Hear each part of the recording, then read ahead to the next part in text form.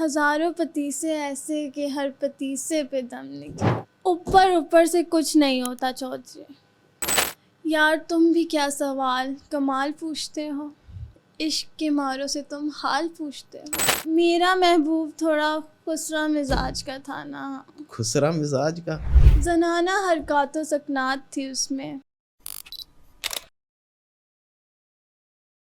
تو کیسی ہیں آپ؟ یار تم بھی کیا سوال کمال پوچھتے ہو. عشق کے ماروں سے تم حال پوچھتے ہو. تھوڑا سیدھا ہو کے بیٹھیں، سیدھا ہو کے بیٹھے تھوڑا. سیدھا تو ہمیں عشق نے کر دیا ہے چودھری.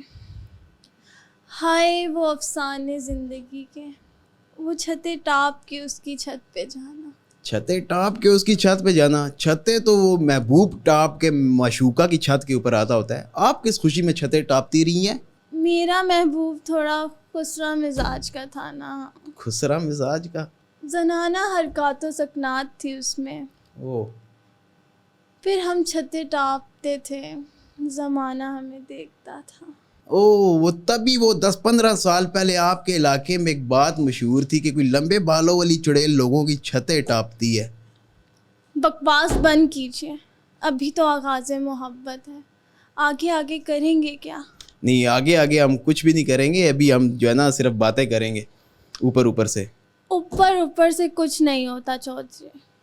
محبت کی داستان کہاں سے شروع ہوئی اور کہاں پہ اختتام پذیر ہوئی، یہ ذرا بتائیے گا. بچپن کی بات ہے.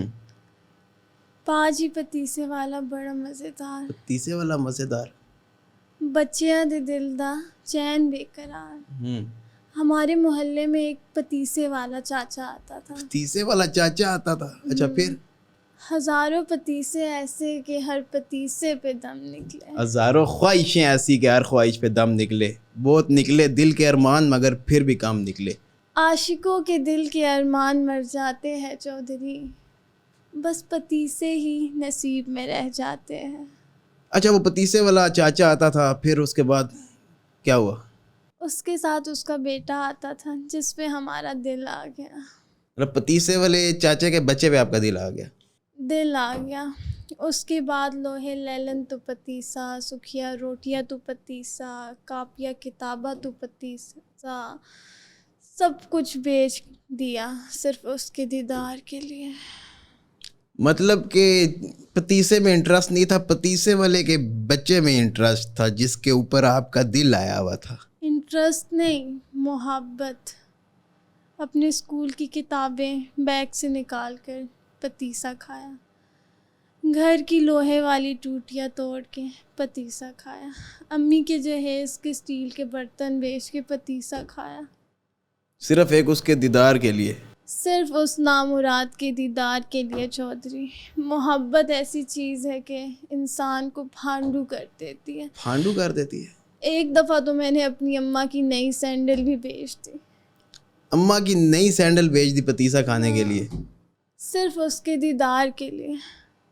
پھر اس کے بعد اماں نے مجھے 1 گھنٹے تک چپلوں سے مارا، اور پھر دل میں نے اس کے چہرے کو سوچا، اور پھر میں اپنی ساری تکلیفیں بھول گئی. اماں نے بہت غلط کیا ہے. تمہیں چپلوں سے نہیں، تمہیں بیلٹوں سے مارنا چاہیے تھا اماں کو.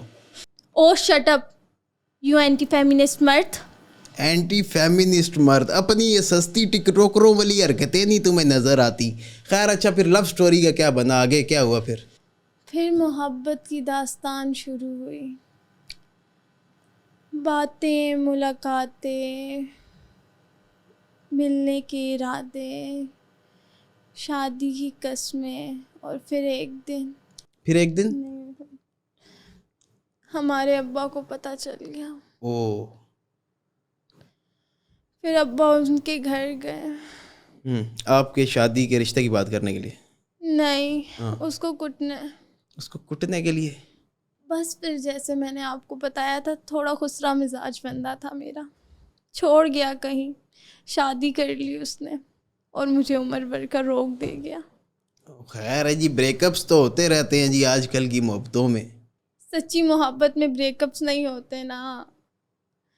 جب ایک چھوڑ جائے تو دوسرے کی زندگی برباد ہو جاتی ہے. احمد فراز، یہ احمد فراز صاحب نے میرے خیال میں تو کبھی نہیں کہا کہ یہ شراب کی بوتل کے اوپر شاپر کیوں لپیٹا ہوا ہے ویسے آپ نے. یہ مہنگی بوتل ہے, سستی بوتل پینے والے احساس کمتری کا شکار ہو جاتے, اس لیے. واٹ اے لاجک برو. خیر وہ میڈیکل کی پڑھائی بھی آپ کر رہی تھی, وہ کیوں چھوڑ دیا آپ نے؟ اب کتابوں میں دل نہیں لگتا, اب ناولز افسانے پڑھتے اس کے تصور میں. یار ایک تو یہ ناولوں اور افسانوں نے ہمارے معاشرے کی خواتین کا دماغ خراب کر کے رکھا ہوا. Shut up.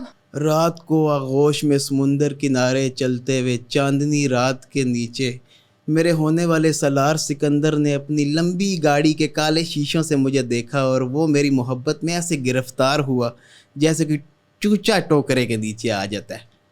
Just shut up. آخر میں آپ کے گھر والے کو سرکاری نوکری والا ٹکلا متھے لگا دیتے ہیں, اور جو سارے ناول افسانے ہوتے ہیں کچن کے سنک میں بیٹھ جاتے ہیں. منہ بند کرو اپنا.